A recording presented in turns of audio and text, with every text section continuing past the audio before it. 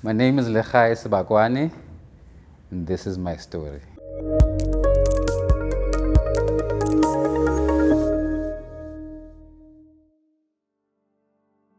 I'm from a broken family. Mother and father divorced many years ago when I was still just starting high school. Yeah, I had an exciting childhood. At the same time, living in the 80s. I didn't know the plight of apartheid and how it was affecting our family. And I would have my father take us to that place, going to visit relatives. Little did I know, because he was a politician, they were actually seeking his life. So it was a tough upbringing, juggling all these things. And I guess the pressures of life, and then they divorced. So that was when I went into depression in high school. So in high school, introduced to the township life, and teenagers, girls drinking alcohol, substance abuse, and I did what every young kid does when they explore.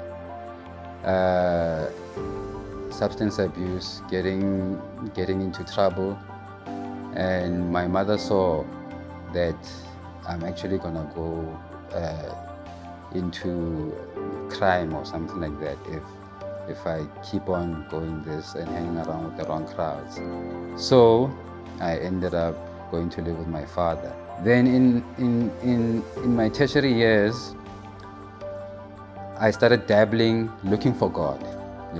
In that substance abuse, started moving into Rastafarianism, indigenous knowledge systems, just exploring different religions, looking for God.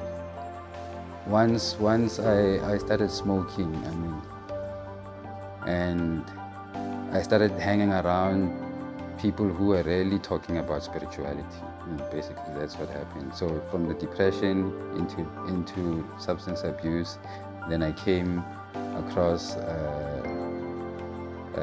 cannabis, and I started smoking to help me deal with the depression, right? So, because I guess that's what happens. You always need an outlet. When you're going through stuff, you need an outlet. So I guess that's what I was looking for. So I went there and I learned a lot of things. I went to the indigenous knowledge systems, African indigenous, and I saw, a whole lot of things, learned a whole lot of things about our culture, the beautiful side and the dark side. So one day I met this girl, and then we started dating, and she went back home to the Eastern Cape, so I followed her. And when I got there, I encountered Christ. Yeah, I was visiting the church there, and they are worshiping as normal. So I closed my eyes and I'm worshiping with them. It's about 20 people, 25 people. It's still a small church. And then I've got my eyes closed and I'm raising my hands in the air and my ears open. But now the 20 people, it sounds like thousands and thousands and thousands and thousands and thousands of people. And the next thing I realized, I'm at the altar call, and I'm receiving Christ. I guess what was different about Christ is that I had never felt so much love, so much healing. That void that I was trying to fill was like filled. And I was like, okay. And God was focused on family when I started pursuing the gospel.